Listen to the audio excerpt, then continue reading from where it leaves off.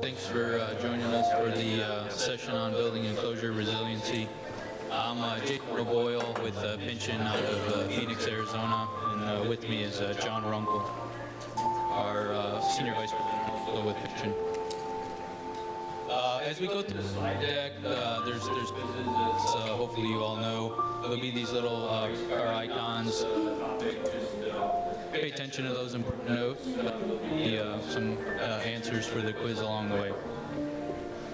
We're going to cover today. First, we're going to go over resiliency background, the industry drivers around why resiliency is becoming more important, some modeling and risk assessment tools that are currently available, how we can mitigate risk on real-world life situations, and then how does it tie in with commissioning.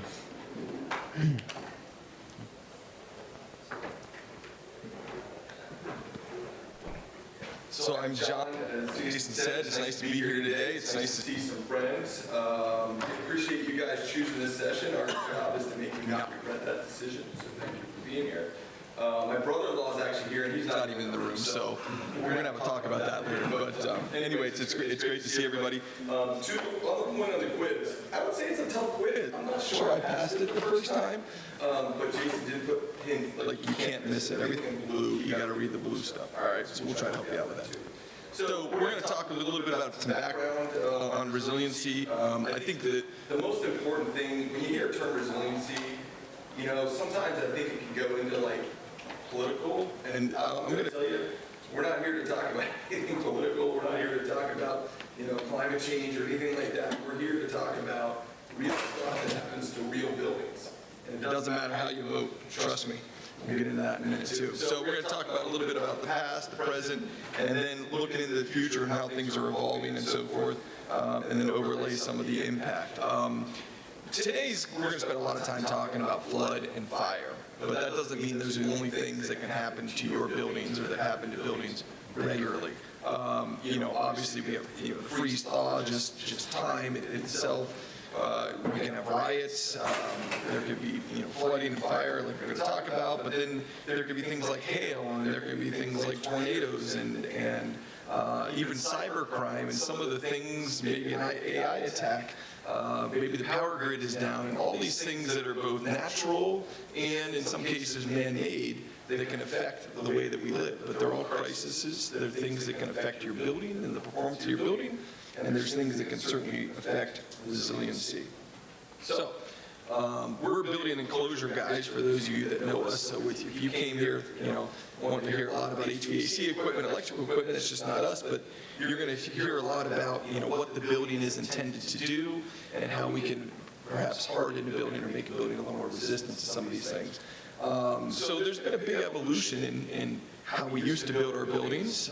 So it starts off with a lot of pneumatic and temporary things, like teepees and so forth. And then we get into these very permanent type structures when you start looking in the Middle East and maybe some castles and so forth. And now we've kind of reverted a little bit. I hate to say it, and we made things that don't last quite as long again. And so when we talk about resiliency, there's always a time aspect that comes into that, right? And it's interesting to see how some things that are quite old have done quite well. So when you look at resiliency and sustainability, there is a little bit of an overlap. When I first saw this slide, I was like, wow, resiliency is like the Debbie Downer of our industry because it focuses on what could go wrong, and it purely focuses on how can we deal with what will inevitably go wrong with this building. Whereas sustainability, on the other hand, is a little bit more, maximizing things, minimizing environmental impact, and hitting some, aspirational targets and so forth. And so I guess sustainability is a little more upbeat, which I like to think we're upbeat, and the resiliency is a little bit of, okay, let's make sure that we're ready for what eventually will happen. I'll turn it over to Jason here. So when we look at resiliency, right, it's hey, if we are dealing with some kind of natural disaster, how quickly can that building, sustain itself? How quickly can it get back online? So we got to look at several factors, including risk, the building's use over the course of time, as we all know, changes, the hazard that affect that building are ever evolving.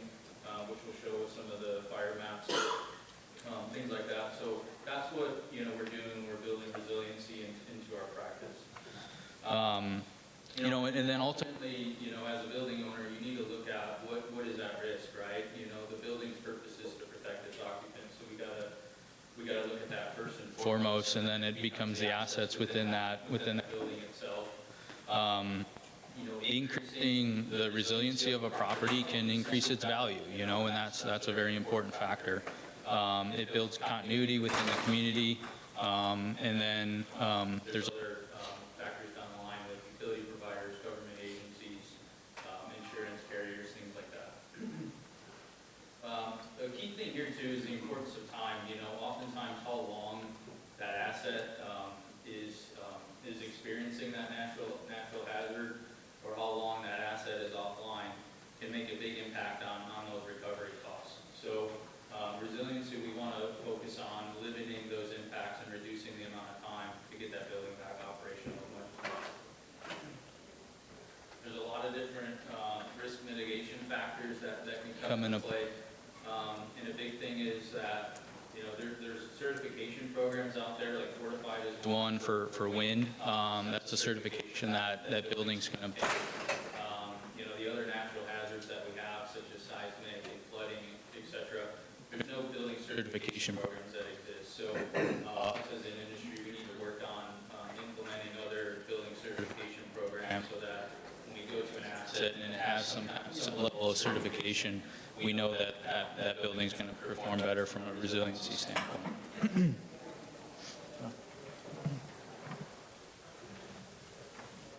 So just to back up as a reminder, when you see that little blue car, make sure you read it, because that's probably going to be on the test. All right. Just real quick, too, on the mitigation side. So, you know, we have to think about some techniques that as commissioning providers you probably have thought about, and certainly we all lived through COVID and everything, about maybe modularity and redundancy and relocation. A lot of those same kind of pillars come into play when we talk about resiliency too, right? And then we get into other things like Jason said about insurance and so forth.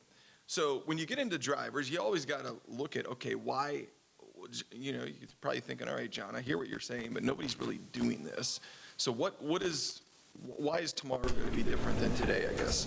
Well, when you start looking at it, you always got to follow the money, right? So insurance carriers, how many people have had any kind of trouble getting insurance or getting a good rate on property that they own? Anybody? Yep. Okay, there's the people that live in Florida with me probably. But, you know, it's coming, because what happens is right after you get one of these natural disasters, obviously there's huge payouts, right? And so they're going to either do one of two things. They're going to say, look, this exposure is too much. We're going to leave. Not sure.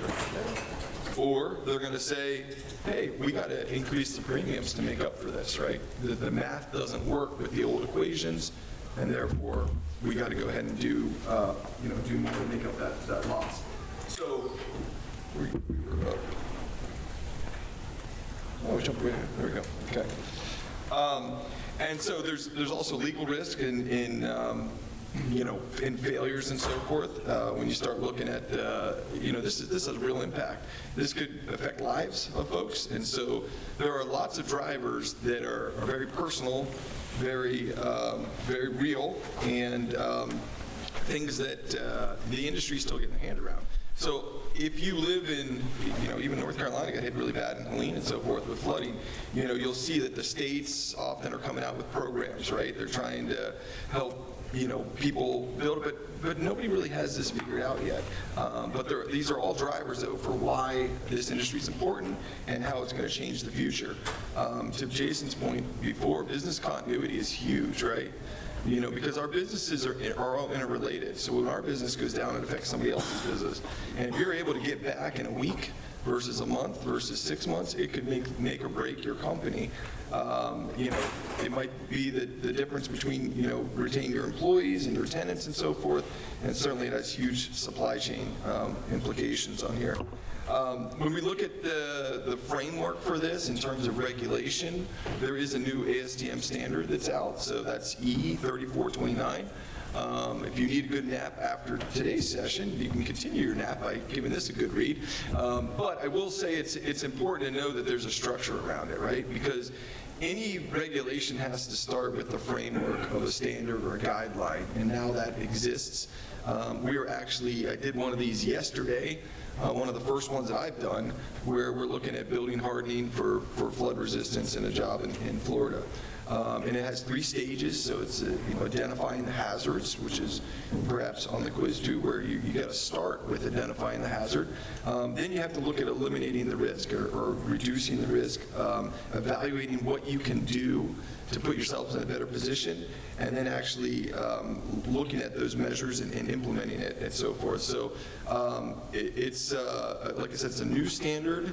And when you start looking at it in action here, it starts with the assessment, the verification, and it's a continuous loop because there's always more things to do. But the first step is identifying that hazard. And we'll talk about some tools and so forth that we have at our disposal to do that.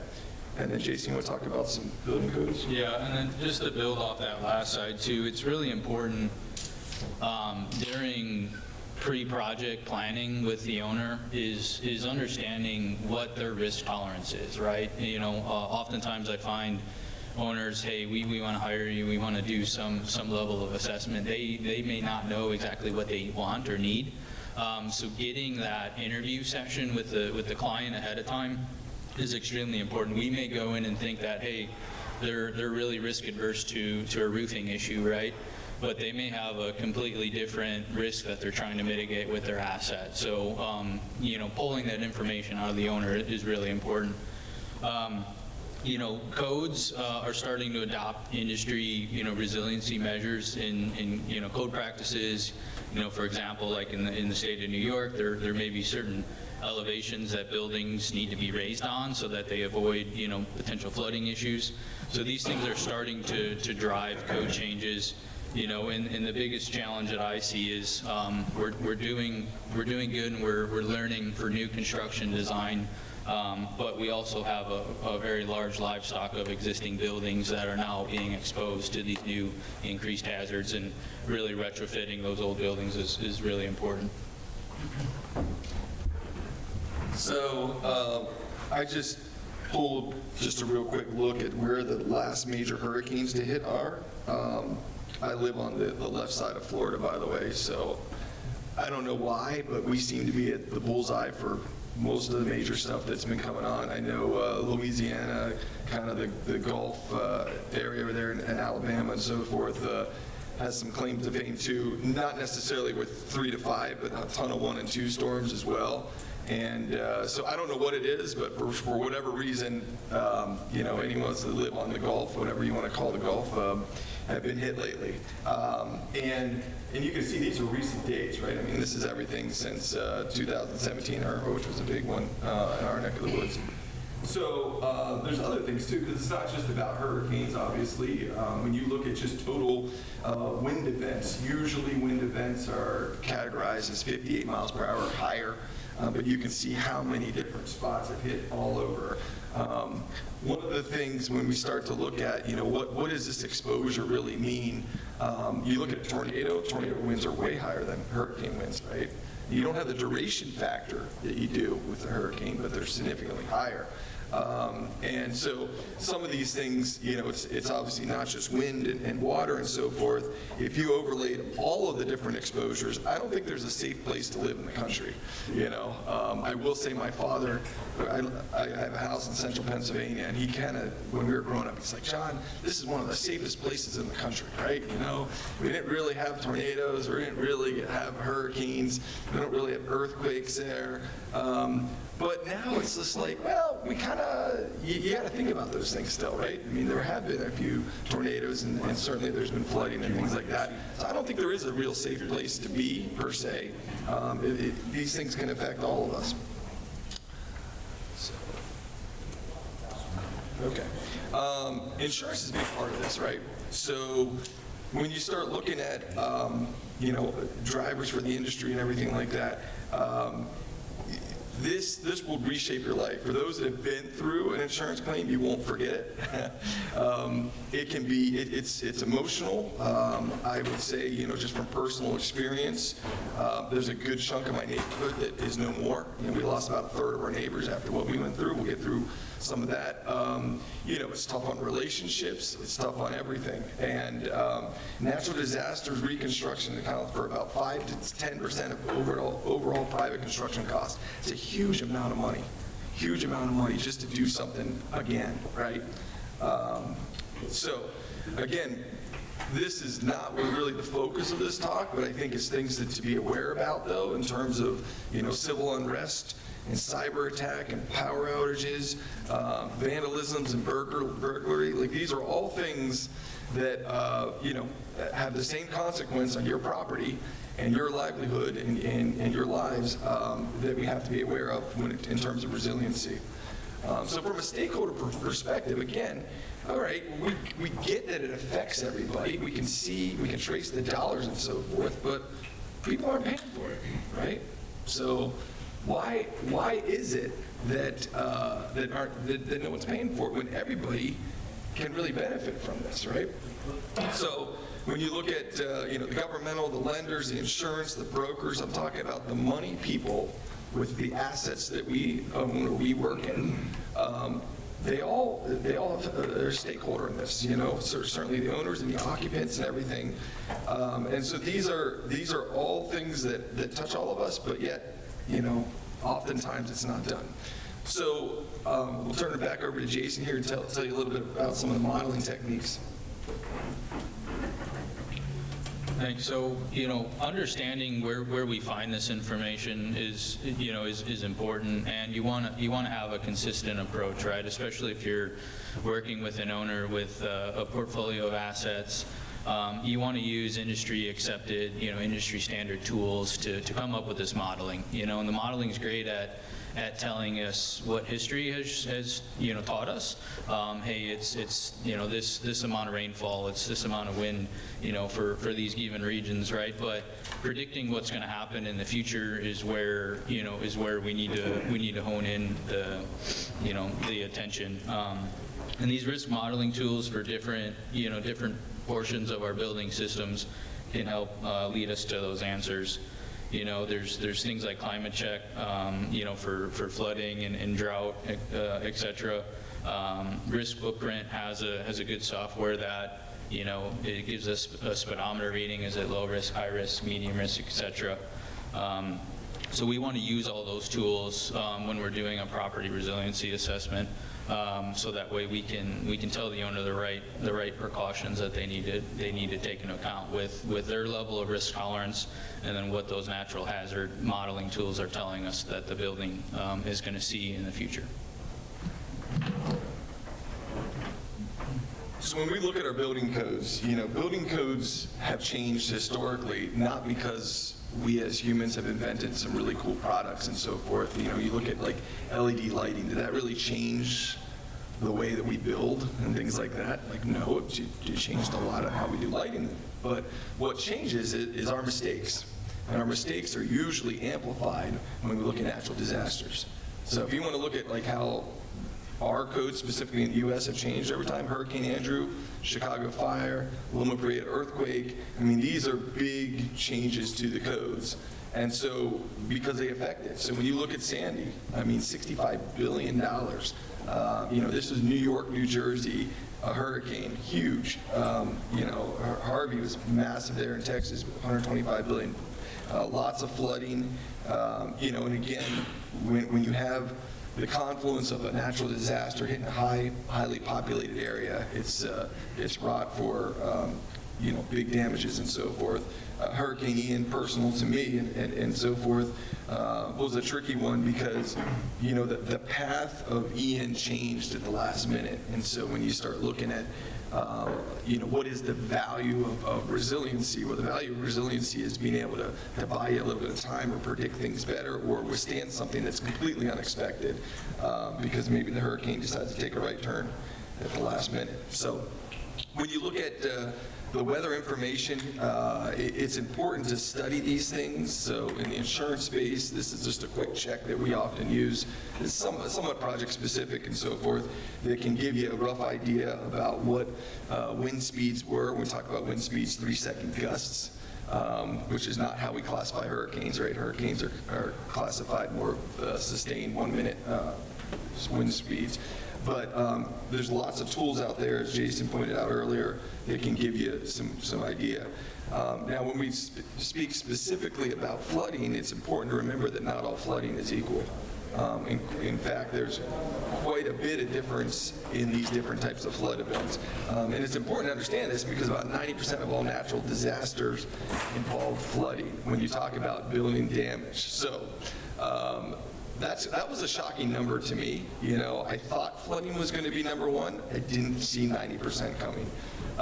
Because when I mean, those fires are pretty devastating and everything like that. He's like, okay, the 10,000 homes, that's a lot. Well, apparently flooding is a lot more in terms of the volume. I do think that when you look at all these different types of flooding, you don't have to be coastal, obviously. You know, you can have the pluvial and fluvial flooding, inland, in addition to the storm surge and tsunami, even just groundwater and sewage and so forth, you know, all constitutes different types of flooding. I think one of the important things is when you look at, you know, a storm surge event versus more of a pluvial or fluvial event, some of those stormwater, the storm surge ones, you're going to be in it for a tide cycle, so 7 hours probably max. When you start looking at it from, you know, some of this straight stream or river flooding, you might be in it for 2 to 3 days. And that's a big difference when you're trying to predict and make things more resilient in the future. So we're going to talk about that a little bit, some of the mitigation strategies and so forth. Again, there's a lot of municipalities that have been through the ringer that are trying to come up with ways to help. I think probably one of the biggest ones, if anyone's been to Venice, Italy, and you know what they've done with the big flood barriers that they put up on the high tide seasons, and it kind of works. It's just pretty darn expensive to do, and sometimes they can't afford to open it up. But you know, that's kind of an extreme on what a community has tried to do to protect its residents and the property and the businesses that are there. And there's other examples here on the screen on where there's local municipalities that are trying to do the right thing. I know the state of Florida is doing quite a bit of stuff at the residential level to try to help people out. When you look at mitigation, you know, everyone watches the news and so forth, and this was one I kind of got a kick out of because, you know, it gets kind of personal when your house is completely flooded and the news says, oh, let's go talk to Johnny. Johnny did great. Everybody else got flooded, and what happened here? Well, okay, this was success. This was a Tampa hospital, and they used a product that, as you can see in the pictures, it worked really, really well. But what's behind that success? Well, what's behind that success is 60 people for 2 days and $1 million, not to purchase the system, $1 million to set up the system. And they had less than 2 feet of water exposure. So when you start looking at that, is that really, well, first of all, is that feasible for most buildings, right? I mean, that's a lot of infrastructure. I'm not sure where 60 people are coming, because I can tell you before a hurricane, it's hard to find 60 people. It's hard to find one person that's going to help you out. And, you know, obviously $1 million just to set something up and is a lot, not to mention storage and other things like that. So, yes, it was success. But let's understand that that's not it's, you know, feasible for a lot of folks. But it is important to define success too, because before you jump to mitigation, you have to understand what does success look like. This was something that I completely made up, so maybe you'll see it again, maybe you won't. I don't know. We'll see how it goes today. This is the first time we're doing this talk too, so hopefully it's working. But when we're looking specifically at flooding, there's kind of 2 things to consider. One is the exposure. So this is the inches outside of above ground level or basement level, whatever you're trying to protect, that the flood's occurring. And then the duration, how many hours you have to prevent that from occurring. Right? So make sense to everybody? So we got hours on one side, we got height above it. And as you can see, when you start kind of going to the lower right, it says insurance. So success means failure, right? We're gonna at that point, we're not going to try to fight. We're just going to accept that this is going to be insurance. But Everywhere else in between, what we're defining is how much water we're going to accept on the inside of this workspace or occupancy location, right? And so we think that we have a chance at doing this, and this is where we're going to start from.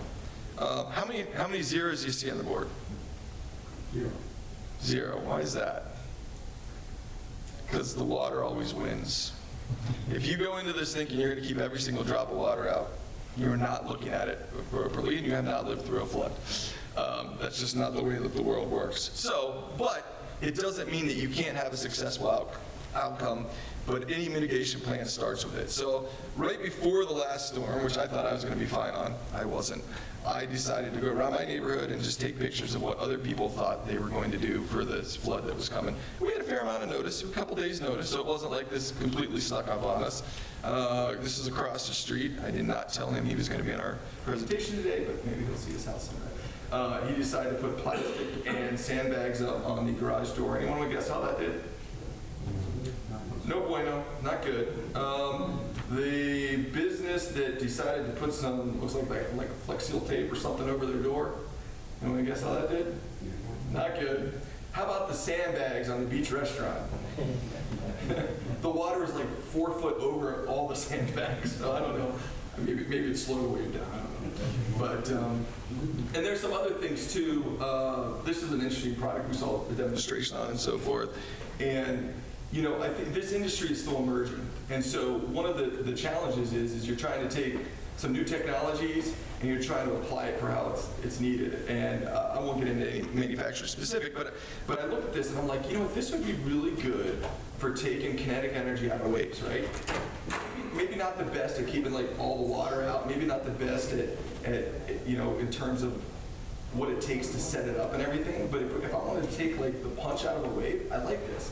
And I talked to them, and they're like, well, we never really tested it or designed it for that and everything. I'm like, well, you need to, because that's, as an engineer, that's how I want to use that, right? But you can see the industry's still coming together and everything.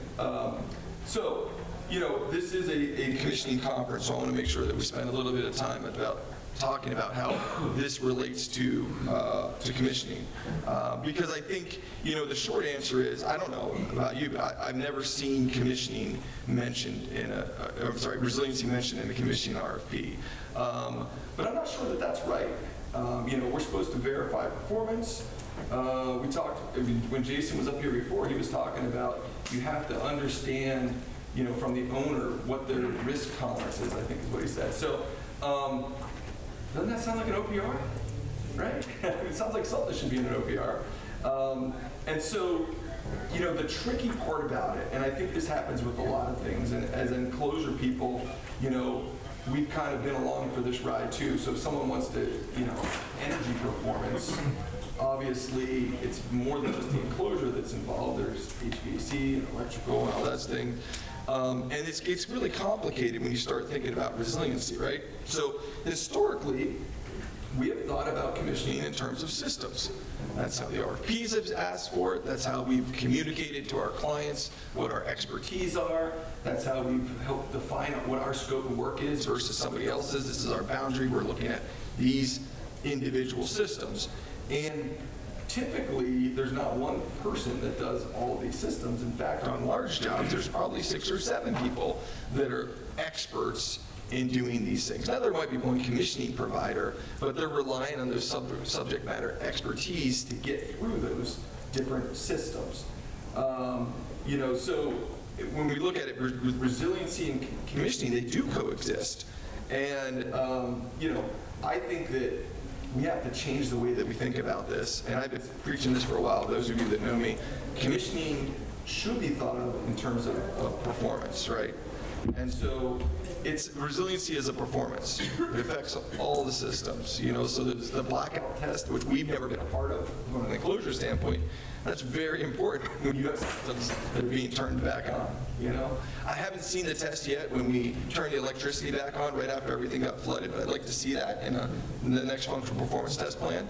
I can tell you what happens, things catch on fire. So, you know, I mean, there's things that you don't think about when it comes to resiliency and some of the exposures. But who better to tackle this really, really tough issue than the people in this room, right? I mean, as commissioning, we've never shied away from the tough problems. We're not the ones that define the OPR. We're the ones that are supposed to verify performance. And this is a performance that people are going to want. And if they don't want it now, after they experience one of these, they will want it. And they will expect it from the best and the brightest, which is this room. So it's time to think about commissioning, again, not in terms of systems, but in terms of performance. So the process remains the same. We're not changing anything. We're just changing a little bit about maybe some of the questions that we're asking in the OPR. There might be a little bit more about discussions about things like insurance, which we traditionally would not talk about in an OPR. But you have to understand what type of coverage they have, when they are going to plan on relying on insurance and so forth. There might even be an opportunity if we do things in our commissioning process to reduce premiums. That's a little new. It's happened a few times. I do not expect that a lot of carriers are going to say, hey, here's a big fat rebate because you've done such a great job. But there is some precedent that there could be a reduction in premiums from this process, which helps, I guess, support the activities of a lot of folks in this room and so forth. But the process goes through the same. What I do think that is difficult, the functional performance test plan is going to be tough. I'll give a shout out to my friends at Intertech in the back there. They do a great job of testing a lot of different things in a lot of different ways. And if you talk to them, probably one of the most difficult things to test is time. And so, Jeffrey's up here too, I didn't mean to leave you out, Jeffrey. But when you look at it, there are things that we're going to test, and we'll get to this in a little bit, in a little different way than what we traditionally would. Even from an enclosure standpoint, when we overlay that resiliency to it. So we're not just looking at testing a window to what it's been tested to in a laboratory for fit for sale. We're testing it because this owner really needs this space to continue to be viable after the flood, right? And so these are things that are atypical, but the process doesn't change. All right, here's an example of maybe a test. So this is actually blowing 107 miles per hour on somebody's house. I wouldn't recommend doing this like all the time necessarily, but it worked out really well in this particular case. This one was actually part of an insurance claim, but it gives you an idea of kind of where we can go with the industry, right? And so when you have specialized equipment that can actually best simulate Mother Nature at these extreme things, what better way to give you a little bit of confidence that you are prepared, or maybe that you are not prepared and need to do some more mitigation to get ready for things. But it is a little unsettling too, so maybe better on a mock-up than something that's already done when we start talking about the higher things.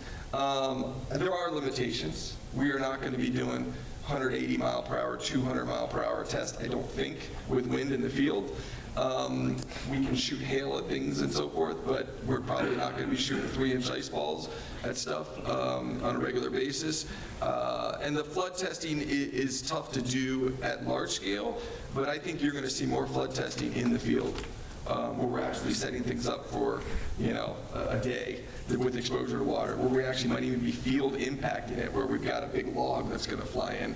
Again, this isn't being done yet, but I'm just thinking where the industry is going. But if you really want to know, you got to get close to Mother Nature. And so if you're writing a good functional performance test plan for enclosure, for your black start, test up and everything like that, you want to get as close to the real thing as possible.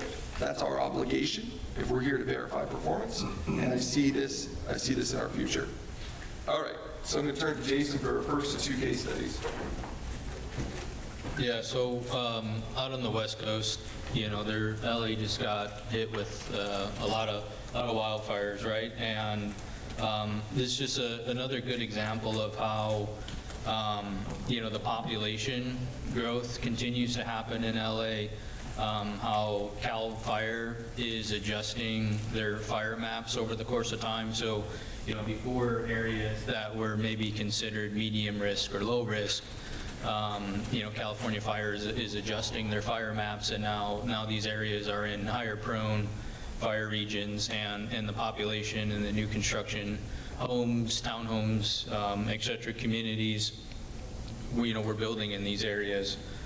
Whereas before, like I said, 10 years ago, there wasn't the high risk.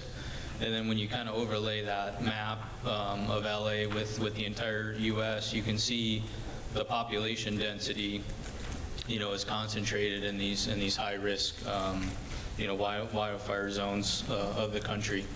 So, here's the overlay of the old map, and then the new map there is on the right, just to kind of show you the expanded area.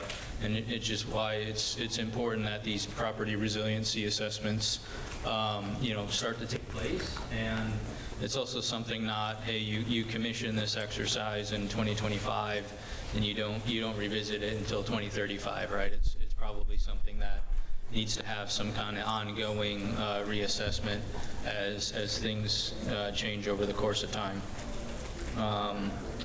A quick case study of a very prominent residence in LA. You can see the home perched there on the side of a cliff. That was the image before the fire. You can see the very large concrete pier supporting the cantilevered foundation system. And then this is after the fire.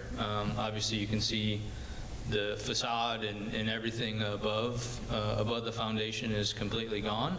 But the good thing is that concrete, which we all know is very, very fire resistant, the concrete foundation was able to withstand the event. A structural engineer was able to go out to the property, confirm there's no foundational damage, and that owner is able to now begin reconstruction of their home. If they wouldn't have had that resilient foundation system, the property would have been a total loss. Here's another example of a property with very resilient building materials, building systems, right in the zone of where all the intense wildfires were going. But because of all the resilient measures that were factored into the design of the property, this property was able to withstand the wildfires that were ripping through LA. And then when we look at resiliency practices, there's passive and active measures that can take place. We can build, in this case, fire barriers. We can build, fire break lines in our forests, et cetera. Those are things that we can incorporate from a passive standpoint. And then there's also things that are maybe more active. That, hey, the property's 30, 40 years old. We don't have the opportunity to implement those passive measures, so now we need to look at some more active measures. Is it wetting our surfaces before the fire?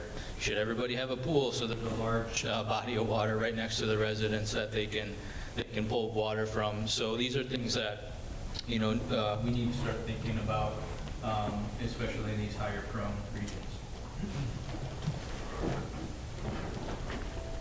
Yeah, I know what probably you get some of you are thinking, like, Jason, the house burned down, how's that success? Well, let me tell you, there's a couple things. One, when you have a path forward, like I can rebuild, I can not only rebuild, but I can rebuild with the same footprint and floor plan that we had before. There's other things like substantial damage and so forth that we don't get into. When you experience a big loss, it is a brave new world, both from an insurance standpoint, from a permitting standpoint, from a substantial damage standpoint, building codes, all that stuff. And any of those things that you can check off and get onto a known path or just have a path forward when you're not in limbo is a blessing. So this second one, we're going to talk, this is a mixture of kind of 3 different hurricanes, Hurricane Ian, Helene, and Milton. Anybody in the room affected by either one of those hurricanes? Jim, a little bit. Really? A lot of people were. Yeah, I thought they were too. Well, good. Thank you, Jim, for raising your hand. Appreciate it. Yeah, I mean, this was the big one. I've done a lot of loss locations up in Georgia. This was up in the Carolinas. This is the big flooding events. All of these, but specifically Helene for that. Milton was a bad one, and then Ian, as you'll see, was kind of the worst one. All right, so we'll talk about this real quick. So this was the first one. This was the least of the ones for my property up north of Naples in Florida. I had just finished up work for the day. We went through the king tide in the morning. The hurricane was nowhere close to us. We're as you can see, the weather really wasn't that bad. I'm we're in good shape. Walked down to my neighbor's house, and I'm like, there's water on the road, and it's not really great, but probably okay. And I turned around, that star is in the same exact spot, and I looked at these are the last pictures I took because I was panicked after this. These pictures were taken 6 minutes apart. That's my street right there. And so, you had about a foot and a half of water in 6 minutes. And I was like, oh crap. So at this point it was go time the whole time. So this was the same storm. It's just, things that you don't think about. Like, I thought we were in the clear. We were not panicked or anything. Like, I had to throw up my barriers. They weren't put on very well. I locked my phone in the house, which seemed like, something that you would never do, but when you're panicked, you kind of do stuff. And then I'm thinking, well, geez, I need to get my phone. So I tore the flood door off to get my phone out because you can't open your door when you have flood doors up and things like that. Should I have just broken a window? Absolutely. I would have been in a lot better shape, but you don't think about it. I mean, it's just not, when you go through stuff like this, you're not thinking, how you should. But there's other things too, so I was there trying to kind of like protect the property, and it wasn't like scary because like the wind was blowing a ton. It was a flood, right? And that was it. But you're standing, so you see that chair in one picture? I was sitting on that chair trying to pump out the water from my failed flood door attempt, and I looked up and the transformer was like sparking, right? And it's one big lake at this point, right? And I'm just like, well, geez, I probably shouldn't be standing here, So I got the chair. I was trying to sit on that, and then the chair got flooded. But there are other things too. Is like I didn't have time. I moved my car to my neighbor's house, and but then by the time that I'm like, oh my gosh, I think the car is probably going to be gone. It was too deep to back it in. So the only thing I could do was throw it up against their garage door. I'm sorry, Jason. And it's just things like that, and like when you think about it though, it's avoidable. But I wasn't ready. I should have been ready, but I wasn't ready, right? You're probably thinking, well, John, you got flooded 3 times in 2 years. Like you kind of should have known when you bought that house, right, that you got flooded. So let me defend myself a little bit here. In fairness, it was never flooded in the 50 years before that, so I don't know what's going on with these last 2 years, but for some reason it hit it. You can see my wife there, she gave me a hard time too, because after the second storm, she's like, and this really hurt, she goes, isn't this what you do? Yeah, think how you'd answer that one for your wife, right? Okay. Anyways, that was my very humbling moment. But where she's showing you those is in Ian, we had 77 inches of water in the house. You're not going to keep that out of the house. You can keep some of it out, but you're not going to keep most of that out. Helene, this was a little different. This was with my neighbor doing absolutely nothing. So the blue is the outside line, the red is the inside line. And so you get a little bit of just passive protection from doing absolutely nothing because it takes a while for water to come in, even through a door. But this was only a 4-hour exposure. Milton was pretty much the same. If you didn't do your protection because it was up for 7 hours, by that time everything equalized, and if you didn't do anything, you were going to be really wet on the inside. Just to give you an idea of what is achievable both with protection and not. So 75 inches, again, probably doesn't matter if you have protection or not. Literally you're at new house, new workplace at that point. 28 inches, if you do nothing, you're going to look like that. You're going to have a 4-foot flood cut on the inside. It's pretty much everything's getting redone. You're not going to try and keep your upper cabinets and stuff like that at that point.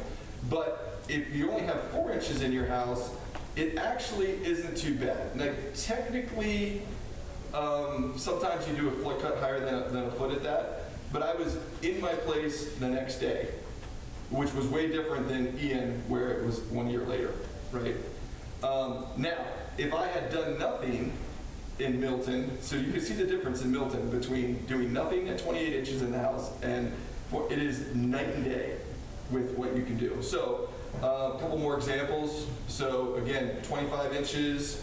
I mean, it's still pretty, and when this happens, the entire community, your entire yard, What was inside your house has now become your front yard. And they have a big scoop that comes by and it cranes it out of your yard, takes some grass with it or whatever, and then it dumps it into this thing. And then when you're mowing your grass, a year later, you'll find silverware in your yard and all kinds of stuff, you know. It's just the nature of the beast, but it's pretty hairy. But again, going back to, you know, like the mitigation and defining expectations, you have to be realistic about what you're going to lose versus how much is in there. So whether it's an office space, you know, someplace that you live, you know, when do you start losing appliances? When do you start losing cabinetry? When is it where you're not going to be in for a day? When do you need a permit? When do you not need a permit? You know, all these things are really, really important. And when you start to outline what success is for you, that's really important too. So this is where you get to use some of your nice engineering things in the dry out phase. So you can use your IR camera to identify where things are wet. You can use borescopes and so forth to try to see where things are. It is amazing where water goes with the flood. It is amazing how nasty salt water. It's like worse than salt water because of the sewage and everything in it. You know where it goes, and so like when it gets onto fabrics and stuff, if you have expensive furniture in your office or whatever, you know these are all things to think about. So you know, after the flood, you have lots of time to look at things. It's not always what's going on inside the house that matters too. This last one brought about 4 foot of sand inland. So there is actually a swimming pool in here. I mean, you couldn't even see it. It just looked like a complete beach. So I don't know what that did to that community swimming pool, but it could have been great. You know, and then with seawalls and so forth, you can have undermining and because a lot of things move around. We did talk about before, because invariably, they're going to turn the power back on. So the power will probably go out, and then the power is going to come back on. And when the power comes back on, you don't really control that. I mean, you could. You can go to your breaker and turn off your main breaker. I would recommend that. Because if you don't, your stove might catch on fire. And as my wife said, why didn't you let it burn? Well, I didn't. But, you know, it's, again, these are things, this is my neighbor's house across the way. I mean, when they turned it on, you just heard pop, pop, pop, and then things started smoking. It was like signal fires everywhere. And you're happy to see electricity because you haven't seen it in a couple days, but you also don't need another problem. But there's also things to think about. My poor neighbor over here, so this is his clean out for sewer, right? So every building has it, commercial, residential. You could do a whole bunch of wonderful things to keep floodwater out, and if you are not putting a churning ball in your sewer, guess what's coming up through your sewer, through your toilets, through your showers, through everything else, right?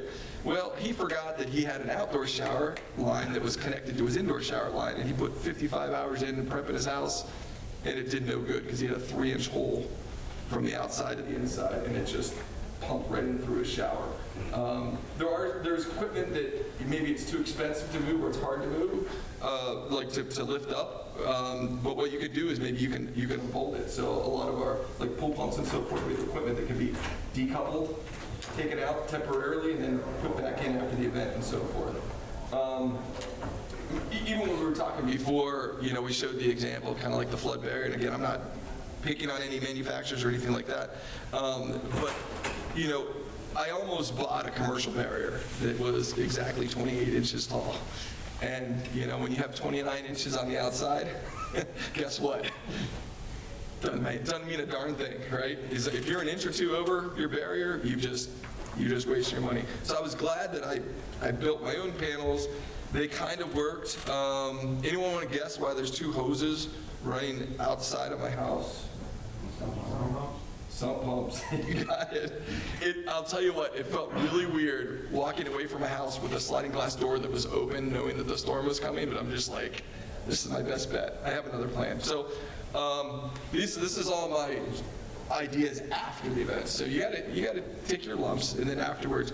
So what I decided to do now is when we put it back is to have like a drainage barrier behind my baseboard that goes to a sump pump. How many people have sump pumps?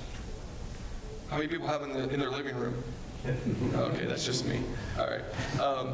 Well, if you don't have a basement and you got to get water out of your house, you got to pump it. So where do I pump it? Everyone said, well, John, where do you pump it? Where do I pump it? Out through the soffit in the roof.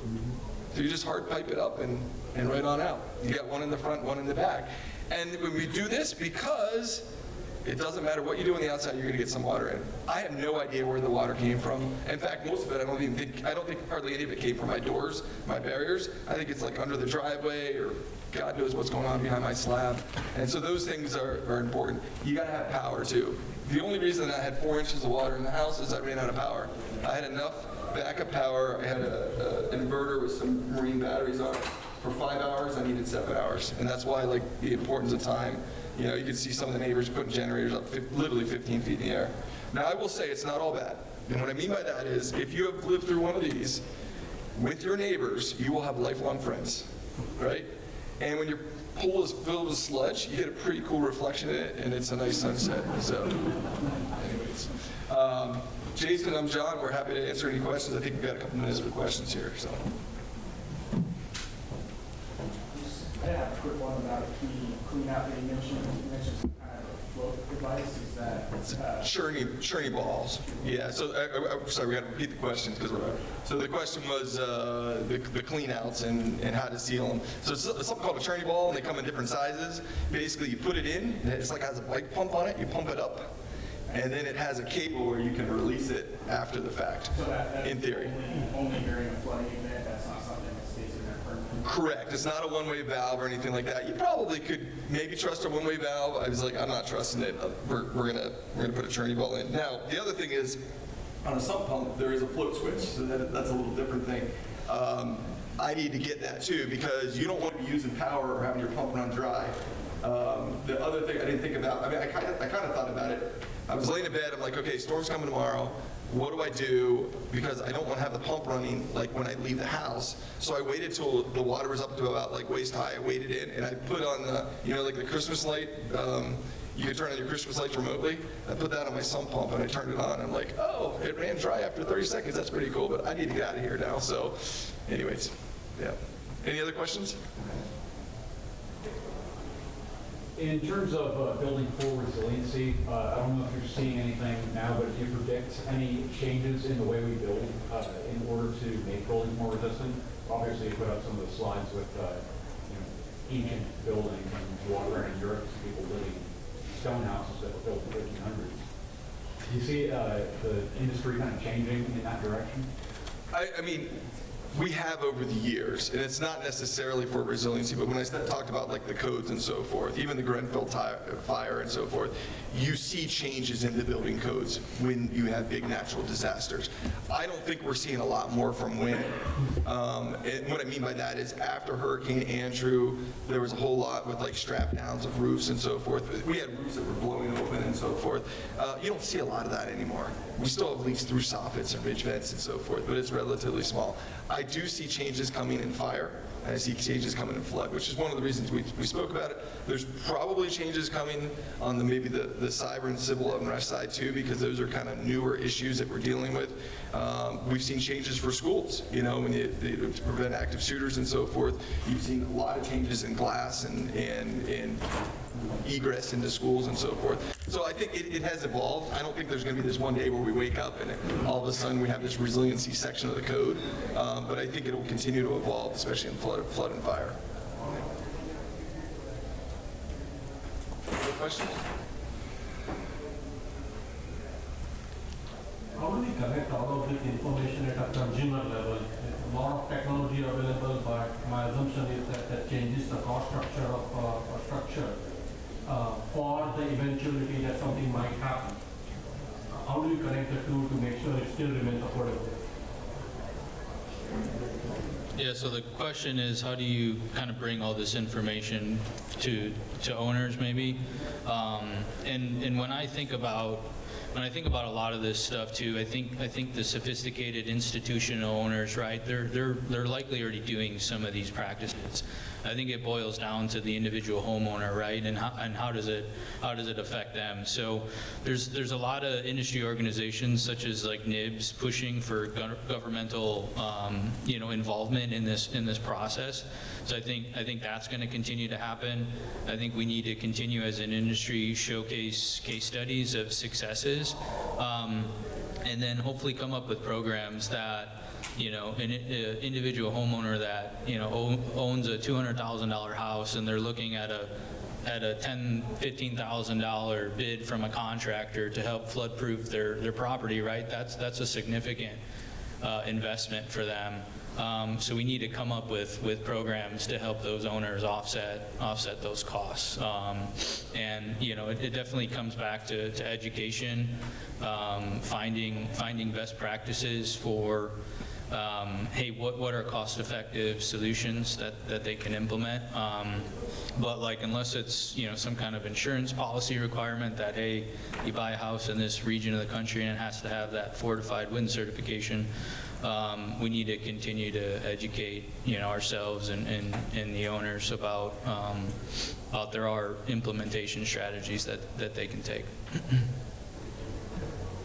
Yeah, I mean, look, there's no doubt that cost is king, and there's no doubt that the reason that folks aren't doing this is because of cost in general. I mean, that's for sure. But it's not always the most expensive thing is not always the thing that works. Like, in all honesty, the thing that worked the best on my house, literally, the carpet protector that you put down when someone's like moving furniture in their house, I put that on my windows. It's withstood 95-mile-per-hour winds.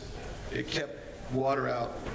I just got lucky, but it was like $30, right? It's like things that you don't think about. I do think, kind of going back to your question too, like when you start, if I'm in LA and I'm building my house, I'm not building wood frame at this point. I'm going to build concrete, and that's going to be a higher cost.